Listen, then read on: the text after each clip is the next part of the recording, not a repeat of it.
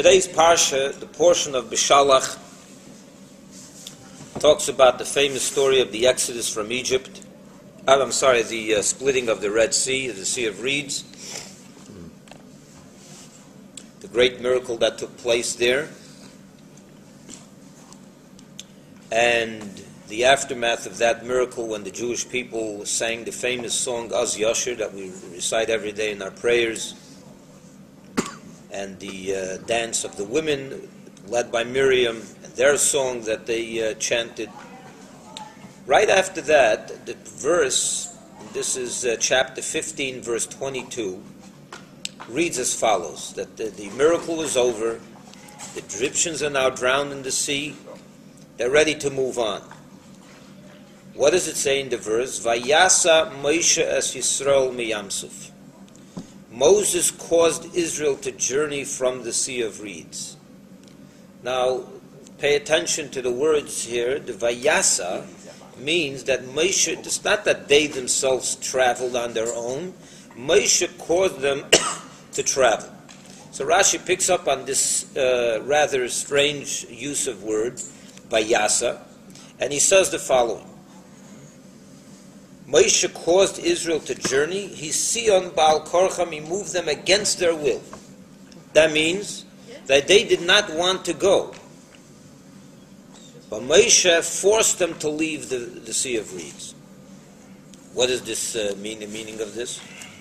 So Rashi tells us, he continues, that what happened there was, when the Egyptians came chasing after the Jewish people with their 600 chariots, we're told that they brought to the sea an incredible amount of wealth. They adorned their horses, their chariots with incredible diamonds, with gold, with silver. And this was all now available to the Jewish people because all these chariots and all these horses and all the men riding them all drowned in the sea. But the treasures that they brought with them were all still available. So the Jewish people were there at the shore, collecting all these treasures, and they got busy. And Moshe says, no, it's time to go. The Jewish people are busy collecting more silver and more diamonds. They didn't want to leave. And that's why it says that Moshe literally had to force them to leave and say, guys, stop it, enough, we're going. And finally they acquiesced and they left Egypt. They left the Sea of Reeds.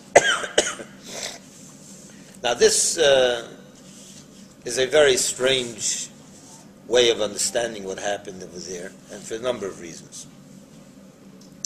Number one, we know that when the Jewish people were at the Sea of Reeds, they experienced unbelievable revelation of God.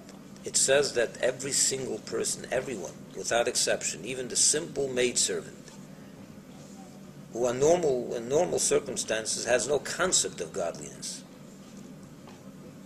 at the Sea of Reeds we're told that even the simple slave woman saw a prophetic vision that Ezekiel, one of the greatest of the prophets, did not experience in his prophecy.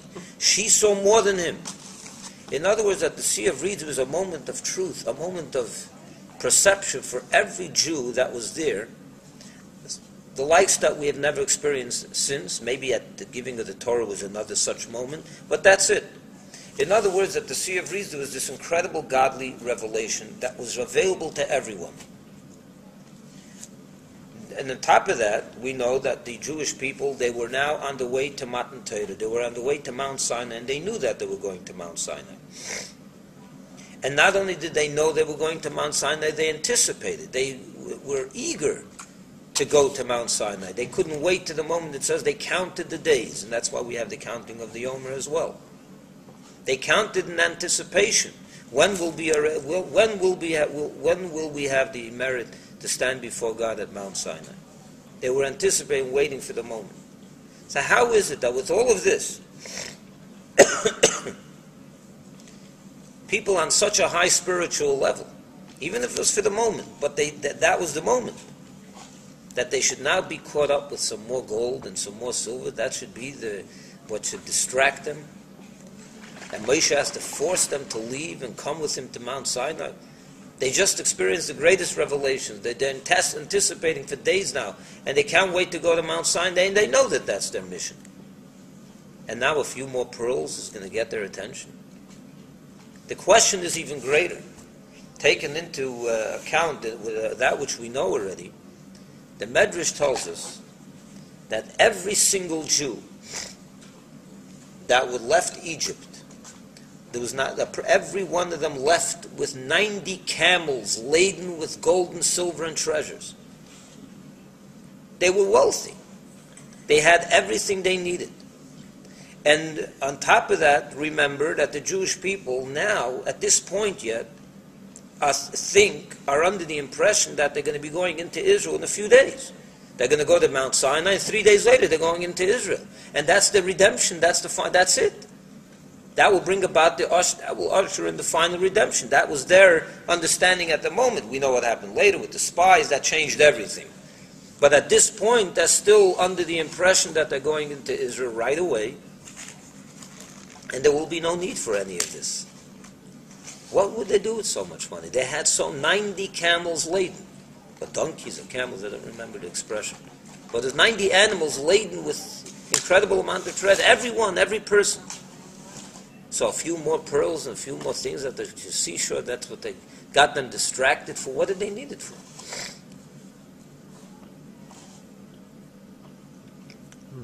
Understand the question? Therefore, it's obvious that the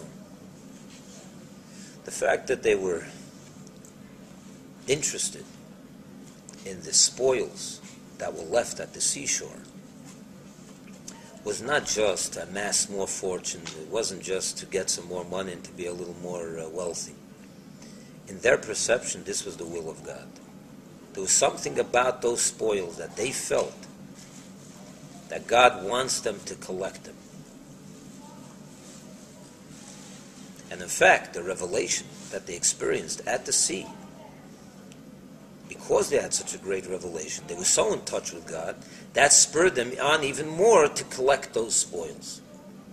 Because they recognized even more so that this is an important part of their mission, and an important part of their exodus from Egypt is to collect those spoils. What is it? In other words, it wasn't the money that they were looking for. As I said, they had enough money. But there was something about those spoils that they understood and believed that they cannot go further without them. They must collect them. What was it? So you can simply answer. Well, that takes us back to yesterday's portion, where it's a commandment of God. When they remember the story yesterday that we read in the Torah reading, the portion of Boy, that God tells Moshe just before they're about to leave Egypt, he tells Moshe to relate to the Jewish people and beg them, please go and get everything, all the treasures, all the money, all the wealth that Egypt has, and take it with you. And he says even more, you should empty out Egypt. He uses those words, V'nitzaltem es Mitzrayim, you should empty them out. So in their mind, they were just fulfilling a commandment. God said to empty out Egypt. They thought they did it before they left, but obviously now at the parting of the sea, they realized that Egypt had a lot more that they still didn't get, and now it's right there available. They felt we can't go further to Mount Sinai. We need to fulfill the first mitzvah that we were told when we left Egypt, to empty out Egypt. Here, there's so much more left. We didn't do it. This is the time to do it.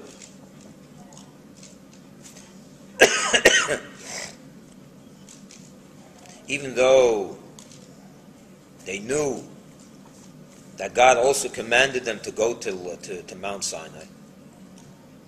There's a mitzvah to move on to Mount Sinai as well. Right?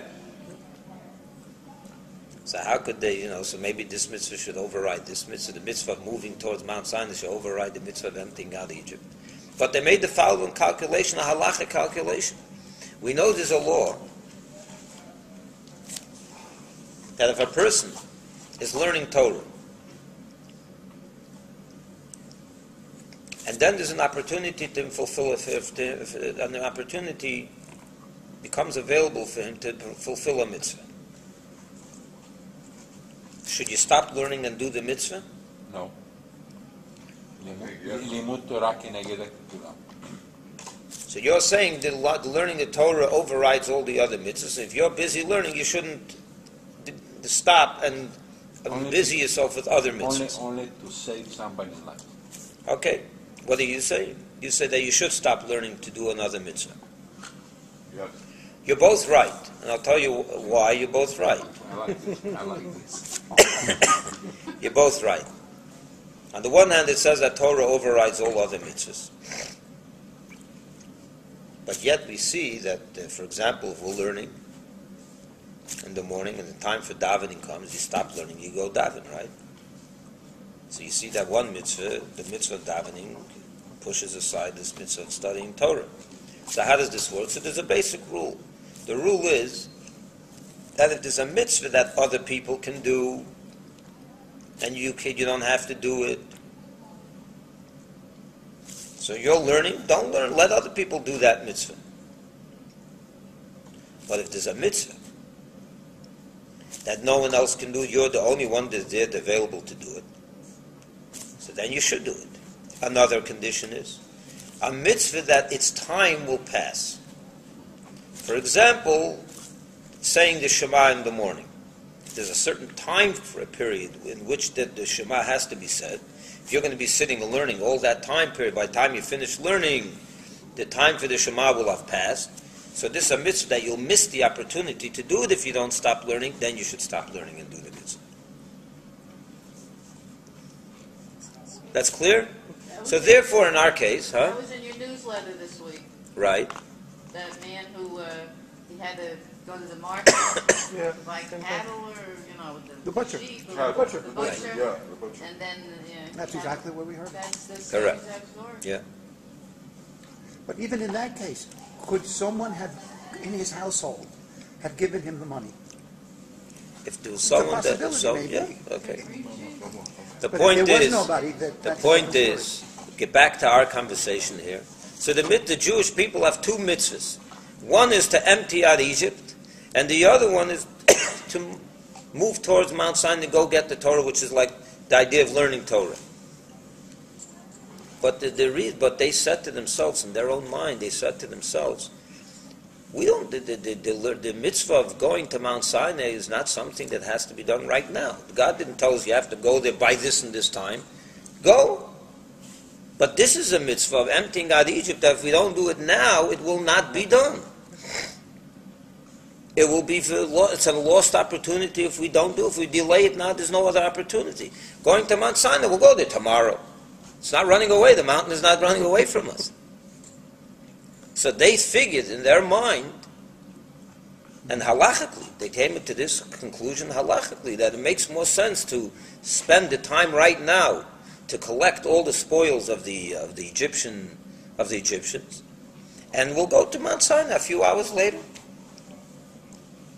What spoils of the Egyptians? Why didn't the Egyptians just have weapons facing them? What? Why did No, they? it says that. I quoted before. The rabbis tell us that the Egyptians adorn their chariots and Oh, I their didn't horses hear with incredible amounts of, with beautiful diamonds and pearls and gold and silver and all that. And it was even more. It says that the spoils that they collected at the Sea of Reeds was even more than what they collected during the Exodus from Egypt. Imagine. This country was rich. So they were under the impression that they're fulfilling a mitzvah. And that's why you can say simply that Moshe had to force them. That's why he had to tell them, guys, enough, this is the time to move on. I'm telling you, that mitzvah is finished. Now we're going to get the Torah. But you can understand why they had to be forced.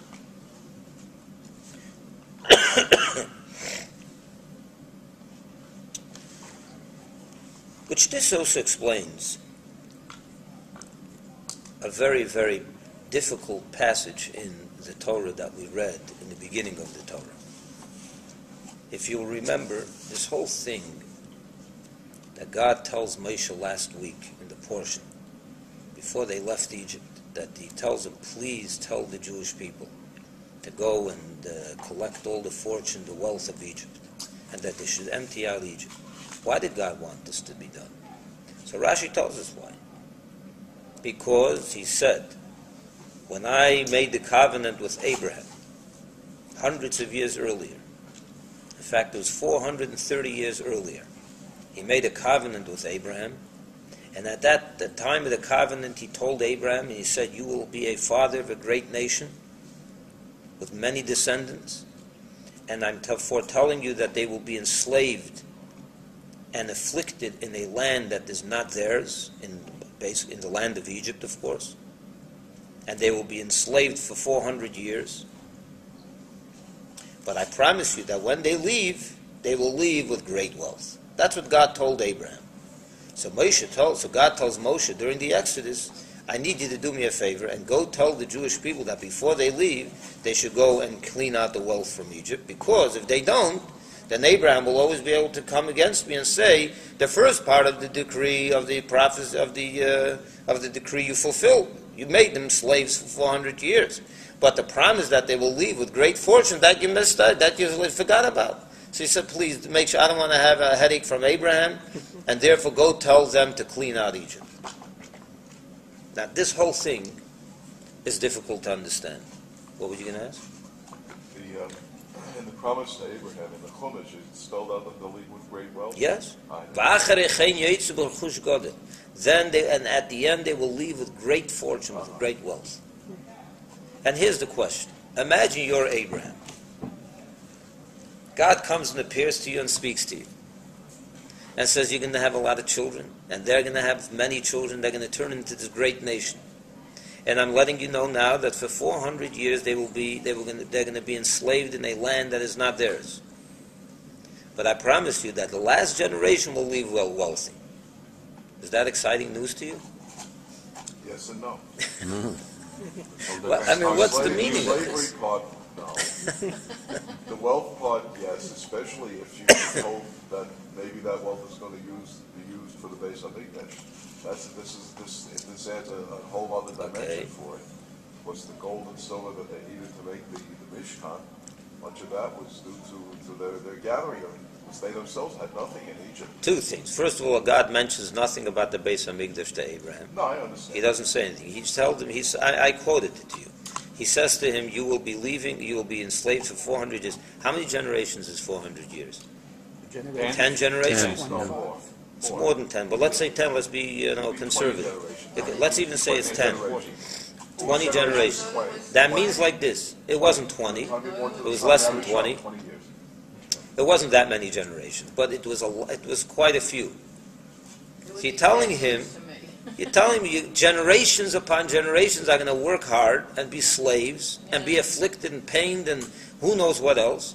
But I promise you that the last ones will go out with a few dollars in their pocket. Not with a few. Isn't that great? With a lot of dollars.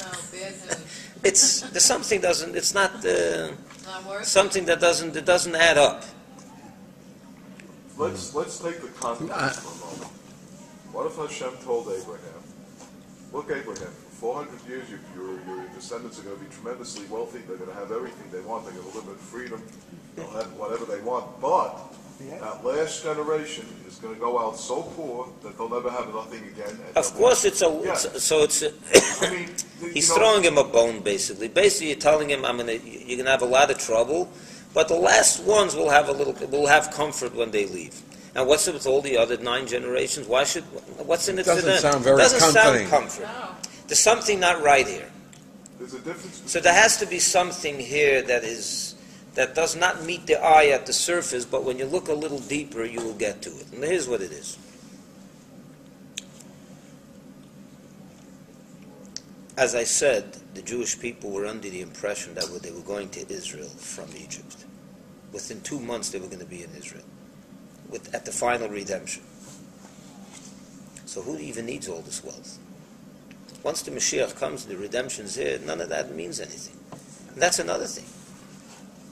You're trying to impress Avram with this promise that who needs to be wealth? They're going to be going to Mashiach. You need wealth. So God tells you Mashiach is coming tomorrow, and you're going to be go get a lot of money. You don't need money once Mashiach comes. Right.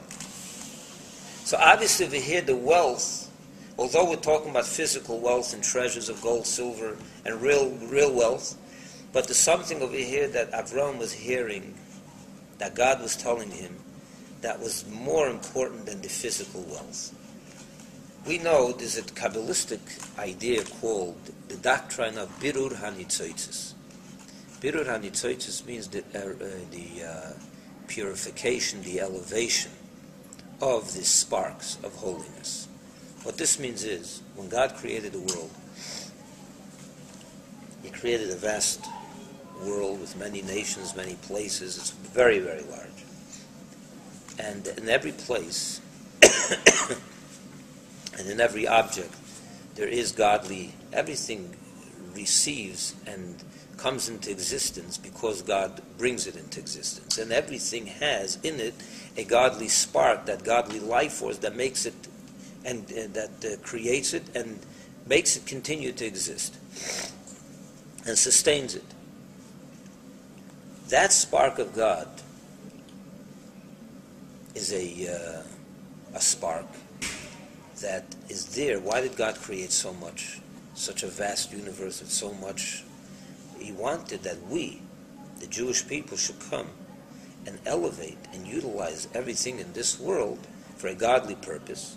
So, for example, this chair has a godly spark in it, and it's there waiting for us, for someone holy. It doesn't necessarily have to be a Jew, it could be any person, but primarily the Jewish people were in charge with this mission, to utilize these things for holy purposes, and that way you redeem and elevate the godliness that is in it back to its holy source.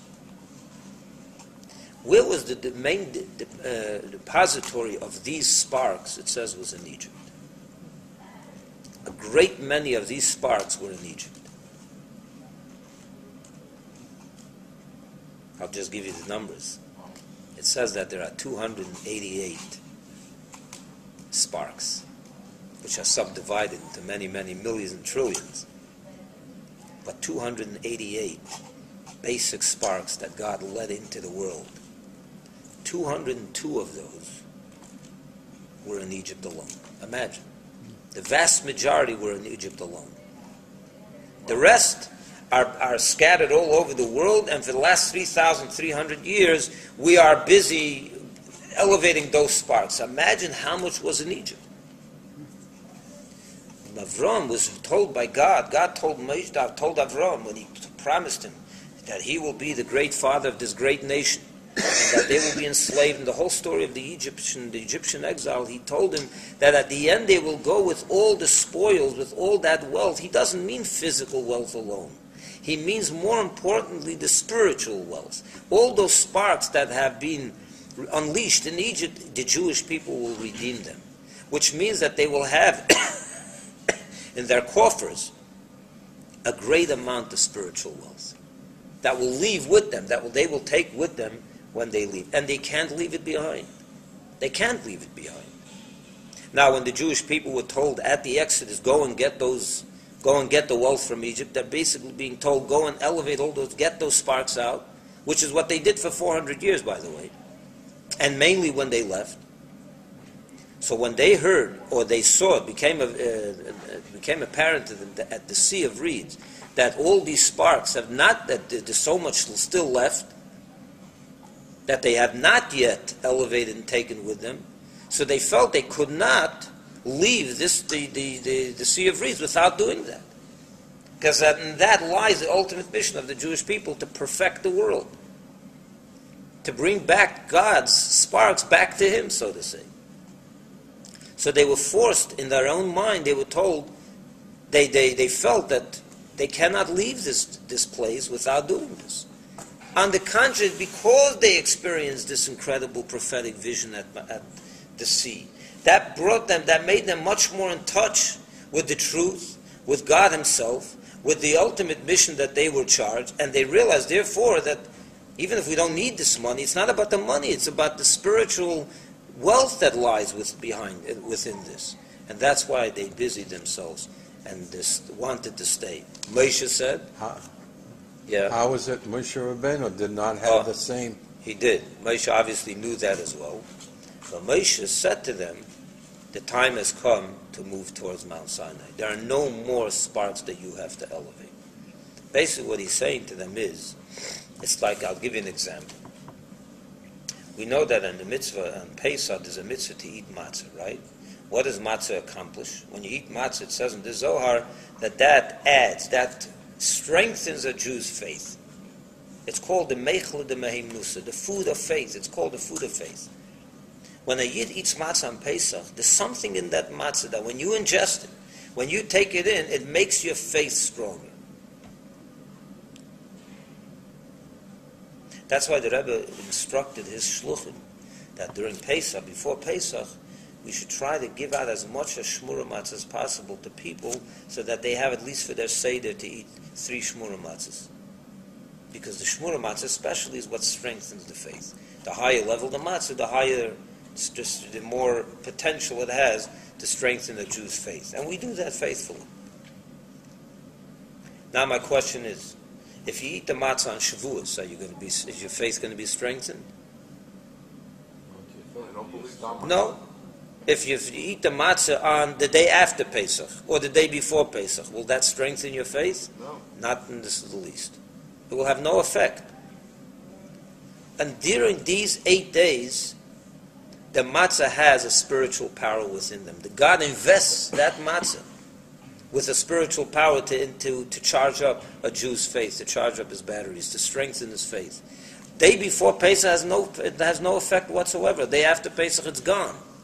Moshe told the Jewish people, I know that right now that power of the nitzotzes, of these sparks, is no longer present. I know you want. I know you have good reason to want, and I know your intentions are good. You're not looking for more wealth. That's not what it's about. You want to fulfill God's commandment. It's like matzah day after Pesach, he told them. The time for that is over. Now we need to refocus and change focus and go towards Mount Sinai and take on our next mission. Elevating the sparks, we did that, and thank you very much for your service. You did a good job for 400 years, emptying out Egypt, whatever you had available to you at the time. Now that job is over.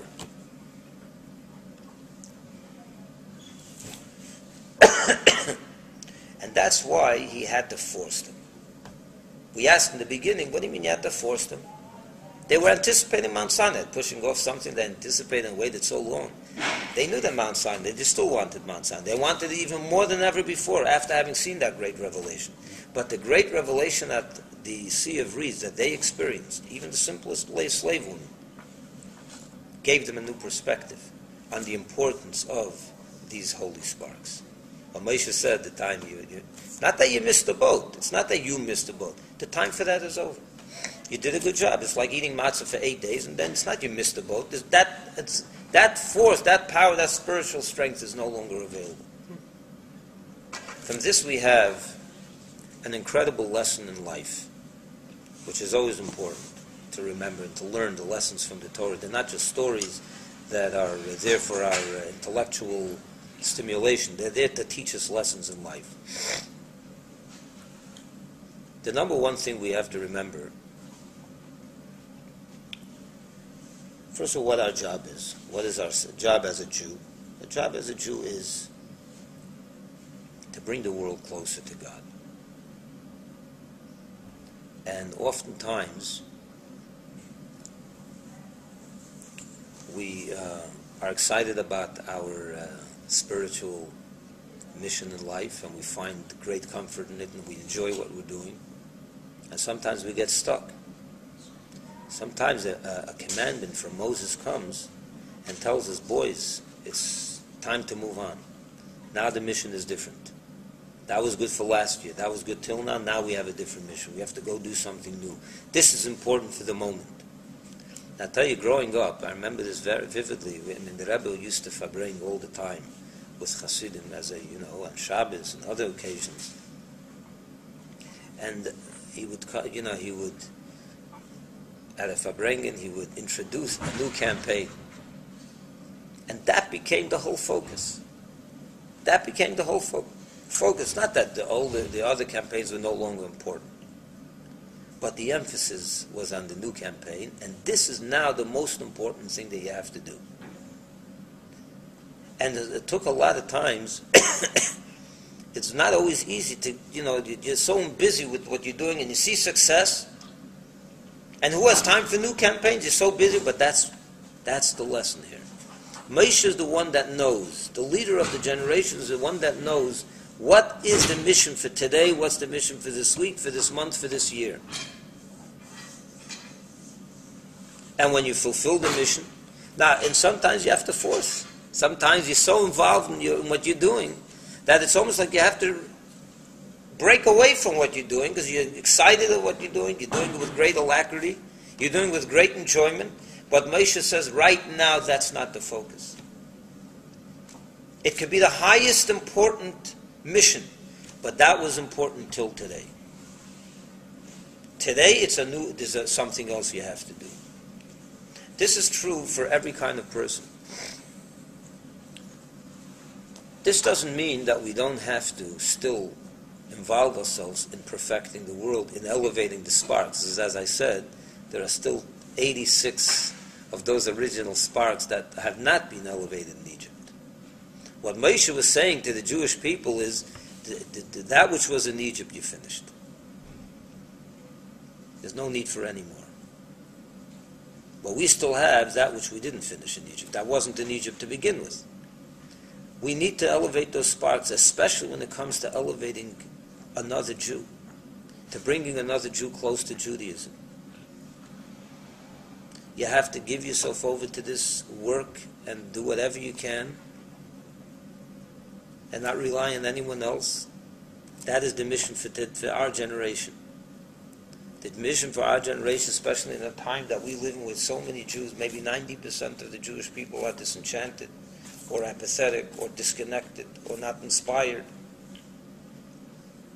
This is the mission for our generation. You can say, well, I enjoy learning Torah. That's my passion in life. You should learn Torah. But you can't get stuck learning Torah all day long and forget about the world that you live in. So you have to break away. Sometimes you have to break away. It's sometimes hard. Vayasa Moshe. Moshe has to sometimes pull you away from that which you really enjoy doing, spiritual enjoyment, to do what's even more important. Because that's the call of the hour. On the other hand, people who are people that don't, they're not Torah learners. That's not their main occupation. And they love what they do. They do good deeds. They give a lot of tzedakah. They make money and give tzedakah, and they help people. And that's very important. They have to remember that they have to break away from that to do something that's for them more important, which is to set aside time for learning. In other words, every person has to train himself to break away from that which he enjoys most and to do something that may be even more important for him. People that enjoy learning Torah have to know that they have to break away from that. And break away means to force yourself to break away, like Moshe forced them to break away from that spiritual pursuit that they were involved in. Yet Moshe knows better. So a person whose passion is in learning has to break away to help another Yid, to put on tefillin with another Jew, to teach another woman to light Shabbos, to do those things. A person who's passionate about doing good deeds and helping others and giving tzedakah, and his passion is not in learning Torah, he has to know, break away from that to set aside time for learning Torah. You have to force yourself to do what's more important, not what you like. Even though you like spirituality, and it's important spirituality, it's not as important as what Moshe tells you is the call of the hour. So this gives us a new perspective on the whole prophecy that was given to Avram. That's why Avram felt great comfort. Because what Avram was being told is that they're going to Egypt to work for 400 years for a purpose. To bring godliness to perfection. To reconnect the whole world with God. There's a part that has to be done in Egypt for 400 years. That's what God was telling them. At the end, you'll go away with all that spirituality, with that great wealth, the spiritual wealth. It's worth it. So it's not only the last generation that went away with wealth. They went away with the wealth of all the 400 years. And all the Jews of the 400 years enjoyed that wealth, or will enjoy it when Mashiach comes. So it's a process that began at that covenant, that continues till today. And in every generation there's a Moshe that gives us the instructions. that sometimes has to pull us away from where we are to something that's more important, and focus us and guide us. And ultimately that leads us to our personal Mount Sinai, to hear God Himself speak to us, which hopefully will happen very soon with the coming of Mashiach. Amen. Amen.